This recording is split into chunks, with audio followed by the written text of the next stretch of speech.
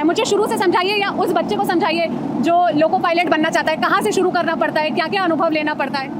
इसमें सबसे पहले तो ITI चाहिए, क्वालिफिकेशन मैट्रिक प्लस ITI, और उसके बाद इसमें एग्ज़ाम होता है। पहले तो सिर्फ रिटेन होता था, और लेकिन अब 2 एग्ज़ाम हो गया है। उसके बाद साइको होता है, साइको हो जाने के बाद उसके बाद मेडिकल होता है। इसमें मेडिकल में A1 कैटेगरी का होता है, मतलब आँख एकदम A1 कैटेगरी का रहता है। और उसके बाद जब यहाँ आते हैं तो ज्वाइनिंग होता है सहायक लोको पायलट के पद पे। उसके बाद हम लोग को प्रमोशन होता है, तो हम लोग होते हैं वरिष्ठ सहायक loco pilot, senior ALP।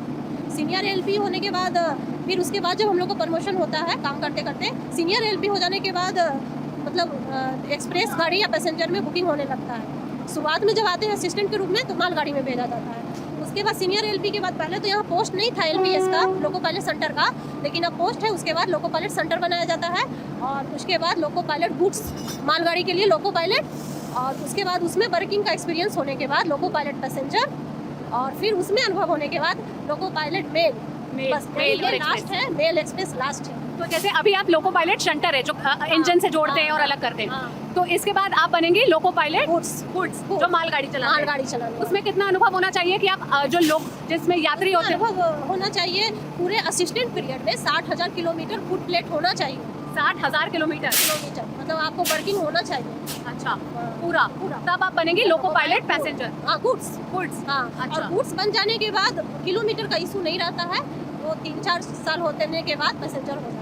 Passenger तो जो लोग बैठे होते हैं उनकी जो गाड़ी चलाता है वो बहुत जिम्मेदार और बहुत एक्सपीरियंस वाला व्यक्ति होता है। हाँ, वो बहुत एक्सपीरियंस, उनको हम लोग को एक LI नॉमिनेट रहते हैं, उसके अंडर में ALP लोको पायलट रहते हैं। LI लोग उन लोग को काउंसलिंग करते हैं, और वही उन लोग को ग्रेड देते हैं कि ये लोको पायलट है जो पैसेंजर चलाने लायक है कि नहीं है।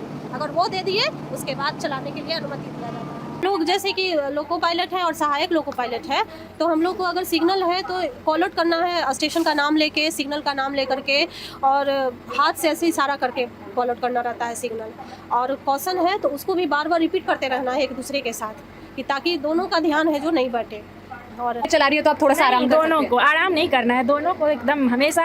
जैसे आप आराम नहीं कर सकती अगर ये चला रही है, ये ध्यान ये नहीं, ध्यान हो सकता है, ध्यान ही तो है, कभी भी भटक जाए, इसलिए हमेशा दोनों को एक्टिव रहना पड़ता है। देखे आगे कुछ है, इस पे हाथ रखना है, तुरंत इसको इमरजेंसी खींच देना है, तो एक्टिव रहना पड़ता है।